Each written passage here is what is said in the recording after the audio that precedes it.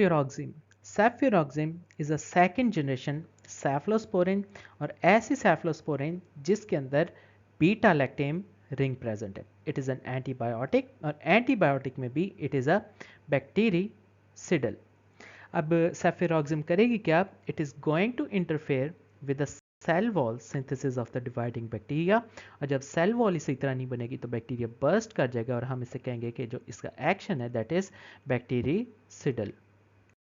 तो अगर bacterial cell wall synthesis की बात करें तो सेल वॉल सिंथेसिस में दो प्रोसेसेस हैं। सबसे पहले पॉलीमराइजेशन और दूसरा प्रोसेस क्रॉस लिंकेज का। जो पॉलीमराइजेशन का प्रोसेस है वो बैक्टीरिया के एंजाइम जिन्हें हम ट्रांस ग्लाइकोसाइलेसिस कहते हैं वो कैरी आउट करते हैं, और क्रॉस लिंकेज का process transpeptidases carry out करते हैं। सो अगर इन दोनों प्रोसेसेस में कोई ना कोई गड़बड़ हो जाएगी तो उसकी वजह से सेल वॉल सिंथेसिस इनहिबिट हो जाएगी और जो बैक्टीरिया है वो सर्वाइव नहीं कर सकता। सो जो चीज़ ट्रांस ग्लाइकोसाइलेसिस को इनहिबिट करेगी this is going to be vancomycin, और जो चीज़ ट्रांसपेप्टिडेजेस को इनहिबिट करेगी they are beta lactam containing antibiotics, जिसकी वजह से सेल वॉल सिंथेसिस जो है वो इनहिबिट हो जाएगी। सो अगर आप बैक्टीरिया के सेल वॉल के स्ट्रक्चर को देखें तो उसमें एन एसिटाइल म्यूरामेरिक एसिड होगा और इसके साथ एन एसिटाइल ग्लूकोसामीन अटैच है। एन एसिटाइल म्यूरामेरिक एसिड के साथ डिफरेंट अमाइनो एसिड्स अटैच है, for example L alanine, then we have D glutamate, उसके बाद L lysine, and then we have D-alanine and again D-alanine। अब जो L-lysine है इसके साथ 5 ग्लाइसिन मॉलिक्यूल्स अटैच्ड हैं। बिल्कुल इसी स्ट्रक्चर की तरह हमारे पास एक और सेम स्ट्रक्चर भी है। इस स्ट्रक्चर में भी एन एसिटाइल म्यूरामेरिक एसिड के साथ एन एसिटाइल ग्लूकोसामीन अटैच है, then we have L-alanine, D-glutamate, then L-lysine, then D-alanine and again D-alanine, और L-lysine के साथ again 5 जो है वो ग्लाइसिन मॉलिक्यूल्स अटैच है। अब जो ट्रांस ग्लाइकोसाइलेसिस होती है उन्होंने क्या करा होता है पॉलीमराइजेशन, और जो पॉलीमराइजेशन है वो एन एसिटाइल ग्लूकोसामीन और एन एसिटाइल म्यूरामेरिक एसिड के बीच में बॉन्ड बनेगा, और इस बॉन्ड बनने में जो चीज़ रिलीज होगी that is LCP which is a lipid carrier बैक्टोप्रिनोल।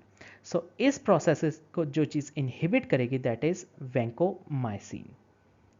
और अगर क्रॉस लिंकेज की बात करें तो क्रॉस लिंकेज जो ग्लाइसिन का मॉलिक्यूल है और जो लाइसिन का मॉलिक्यूल है इन दोनों के बीच में बॉन्ड बन जाएगा, दिस इज क्रॉस लिंकेज। और क्रॉस लिंकेज जो करवाएंगे वो ट्रांस पेप्टिडेज होंगे। अब जो बीटा लैक्टेम कंटेनिंग एंटीबायोटिक्स होंगी वो इस बॉन्ड फॉर्मेशन को प्रिवेंट करेंगी। सो अगर beta lactam ring containing antibiotics की बात करें, ये वो एंटीबायोटिक्स है जिनके अंदर बीटा लैक्टेम का रिंग होता है और ये क्रॉस लिंकेज को प्रिवेंट करती हैं। अब बैक्टीरिया में भी कुछ एंजाइम्स है जिन्हें हम कहते हैं बीटा लैक्टिमेजेस। ये बीटा लैक्टिमेजेस क्या करते हैं, इन बीटा लैक्टेम कंटेनिंग एंटीबायोटिक्स के एक्शन को रेजिस्ट करते हैं। सो इस बीटा कंटेनिंग एंटीबायोटिक्स के साथ साथ हम कुछ और ड्रग्स देंगे जो कि इन बीटा लैक्टिमेजेस को रेजिस्ट करेंगी ताकि हमारी जो एंटीबायोटिक्स हैं वो सही तरह काम कर सकें। सो अगर स्पेसिफिकली सेफ्यूरोक्सिम के मैकेनिज्म ऑफ एक्शन की बात करें तो इसने ट्रांस पेप्टिडेजेस एंजाइम को ब्लॉक कर दिया। अब नॉर्मली ट्रांसपेप्टिडेजेस ने सेल वॉल के अंदर क्रॉस लिंकिंग करानी थी। सो जब क्रॉस लिंकेज सही तरह नहीं होगी तो उसकी वजह से फॉल्टी सेल वॉल सिंथेसिस होगी, सेल वॉल सही तरह बनेगी नहीं और बैक्टीरिया जो है वो बर्स्ट कर जाएगा। सो हम कह सकते हैं कि cefuroxime is a bactericidal in action. Pharmacokinetics की बात करें तो जो सेफ्यूरोक्सिम है वो ओरली भी दे सकते हैं, IM में भी दे सकते हैं, IV भी दे सकते हैं। सेफ्यूरोक्सिम passes into all body fluids and it is excreted in the urine which is blocked by the propanicid, and this propanicid is a uricosuric agent. Clinical use, it is active against beta lactamase producing Haemophilus influenza and Neisseria gonorrhoeae.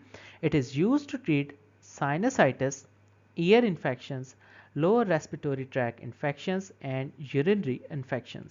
Toxicity या side effects की बात करें तो सेफ्यूरोक्सिम की वजह से hyper sensitivity reactions हो सकते हैं, for example rashes, urticaria, angioedema, fever, arthralgia, anaphylaxis वगैरह।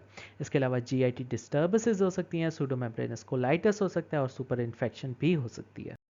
अगर सारी एंटीबायोटिक्स को समराइज करें जो कि बैक्टीरियल सेल वॉल से रिलेटेड है तो उसमें कुछ ना कुछ ग्रुप्स बन सकते हैं, जिसमें पहला ग्रुप है पेनिसिलिन्स का, सेकंड ग्रुप है सेफलोस्पोरिन्स का, थर्ड ग्रुप है बीटा लैक्टेम्स का, which are other than penicillins, जिसमें मोनोबैक्टाम और कार्बोपेनम्स आ सकते हैं। And then we have some membrane active agents, जिसमें ग्लाइकोपेप्टाइड्स आ सकते हैं, पेप्टाइड्स आ सकते हैं, लाइपोपेप्टाइड्स आ सकते हैं और एंटी मेटाबोलाइट्स आ सकते हैं। सो अगर सबसे पहले पेनिसिलिन्स की बात करें तो पेनिसिलिन्स हमारे पास वेरी नैरो, नैरो और वाइड स्पेक्ट्रम में है। उसके अलावा जो बैक्टीरिया है उसके पास एंजाइम होता है पेनिसिलिनेज। ये पेनिसिलिनेज क्या करता है कि जो कि पेनिसिलिन्स हैं इन्हें रेजिस्ट करता है। सो कुछ पेनिसिलिन्स हैं विच आर पेनिसिलिनेज रेजिस्टेंट और कुछ पेनिसिलिन्स हैं जो कि पेनिसिलिनेज सस्पेक्टेबल हैं। तो अगर सारी पेनिसिलिन्स को देखें तो उसमें सबसे पहले वेरी नैरो स्पेक्ट्रम पेनिसिलिन्स आती है, जिसमें methicillin, nafcillin, oxacillin, these are penicillinase resistant. उसके अलावा कुछ नैरो स्पेक्ट्रम पेनिसिलिनेज है, जिसमें पेनिसिलिन जी, जिसे बेंजाइल पेनिसिलिन्स, और पेनिसिलिन वी, ये दोनों जो है ये नैरो स्पेक्ट्रम पेनिसिलिन्स हैं। These are penicillinase susceptible penicillins. उसके अलावा कुछ वाइड रेंज पेनिसिलिन्स है, उसमें एम्पिसिलिन, एमॉक्सिसिलिन, पाइपरसिलिन और टाइग्रासिलिन आते हैं। These are penicillinase susceptible penicillins. उसके अलावा कुछ सेफलोस्पोरिन्स आती हैं। तो अगर सेफलोस्पोरिन्स को देखें तो इसकी जनरेशन है, first generation, second generation, third और फोर्थ जनरेशन। जो फर्स्ट जनरेशन है वो नैरो स्पेक्ट्रम के साथ है, बाकी जितनी जनरेशन है वो वाइड स्पेक्ट्रम के साथ है। सो अगर फर्स्ट जनरेशन सेफलोस्पोरिन देखें which are with a narrow spectrum तो उसमें सेफाजोलिन और सेफालेक्सिन है। अगर सेकंड जनरेशन सेफलोस्पोरिन देखें तो उसमें सेफाक्लोर, सेफ्यूरोक्सिम, सेफ्रोजिल्स, सेफॉक्सिटिन, सेफोटीटन और सेफामेंडोल आएंगी। These are second generation cephalosporins with a wider spectrum. उसके अलावा थर्ड जनरेशन सेफलोस्पोरिन देखें तो उसमें आ सकती हैं सेफ्टेजिडाइम, सेफोपैराजोन, सेफोटैक्सीम, सेफिक्सीम, सेफ्ट्राइएक्सोन, सेफ्टाइजोक्साइम, सेफपोडोक्साइम, सेफडाइनियर, सेफडाइटोरेंट, पाइवॉक्सिटिल, उसके बाद ceftibuten. These are third generation cephalosporin with a wide spectrum. उसके अलावा जो फोर्थ जनरेशन सेफलोस्पोरिन है उसमें सेफिपाइम और सेफ्टेरोलिन आएंगी। These two drugs have also wide spectrum. इसके अलावा अगर कुछ और एंटीबायोटिक्स की बात करें तो हमारे पास एक क्लास है which is beta lactam containing other antibiotics. So ये बीटा लैक्टेम रिंग कंटेनिंग में मोनोबैक्टम भी हो सकते हैं और कार्बा पैनम्स भी हो सकते हैं। सो अगर मोनोबैक्टम्स की बात करें तो उसमें एस्टियोनाम आएगा, और अगर बीटा लैक्टेम रिंग कंटेनिंग कार्बापेनम्स की बात करें तो उसमें एमीपैनम, डोरीपैनम, अल्ट्रापैनम और मीरोपैनम आ सकती हैं। इसके अलावा कुछ और मेम्ब्रेन एक्टिव एजेंट्स हैं। सो मेम्ब्रेन एक्टिव एजेंट्स में जो पहला ग्रुप है वो ग्लाइकोपेप्टाइड्स का है, जिसमें वैंकोमाइसिन, टिकोप्लानिन, टेल्वावेंसिन, डाल्बावेंसिन और ओरिटावेंसिन आ सकती हैं। ये सारी ग्लाइकोपेप्टाइड्स हैं।